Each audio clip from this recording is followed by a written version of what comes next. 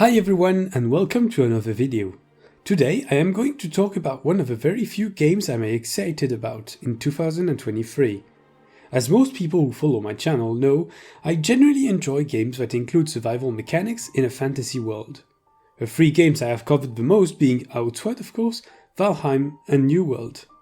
Well, today I am going to talk about a game I found very promising and that is supposed to be released relatively soon. Lord of the Rings: Return to Moria. I love the concept of this game. You play as dwarves coming back to the lost underground city and mine of Moria, to take it back from evil creatures who have driven the dwarves out. I must admit that I am not the greatest fan of dwarves. I generally play elves in games, but I am very attracted to the underground and bulky aesthetic of dwarves in video game. Though they are not exactly dwarves, I was always fascinated by the Dwemer of the Elder Scrolls universe. And the scenes who show the mines of Moria in the Lord of the Rings films are definitely some of my favorite. Behold, the great realm and dwarf city of Dwaradelf. I am deeply fascinated with the exploration of underground ruins in general and wish we could have more games that allow us to see these kinds of environments. It is actually not easy to design good undergrounds. Another thing that hypes me up is the gameplay. Return to Moria is going to be a survival exploration based building game. In a way it reminds me of Valheim a lot, and it is a compliment considering how good Valheim is. They also made the choice for a slightly cartoon art direction, which I do enjoy as I think this kind of aesthetics ages better than graphics fidelity. The game will include multiplayer features, allowing you to play with your friends.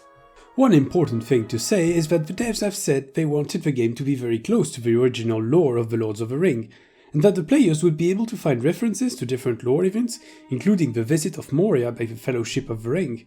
We know the game will include some procedural generation, so I am very curious to see how they will mix this kind of world generation with the specific lore related locations. Procedural generation is awesome for these specific kinds of games, but it is not as simple to make well as some people think. Badly done procedural generation can lead to boring and empty worlds, so I am very curious at what it will look like. I don't want this video to be too long, so let me finish with some more specific informations. The game is planned to be released in spring 2023, which is supposed to be right around the corner. That being said, the fact that we don't have a specific date yet makes me think it might get delayed a bit, which is good if it gives time to the devs to make something great. I would rather have a delayed game than an unfinished and unpolished product. Now this is something that a lot of people might not like, but the game will be an Epic Games exclusive on release. I am personally not a big fan of the platform, though it holds some games I am very attached to like Dauntless.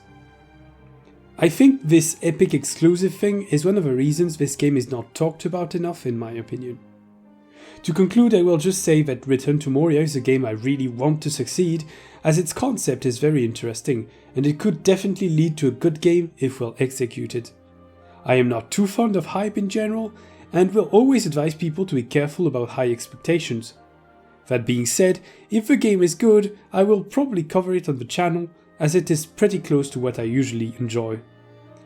Thank you very much for watching.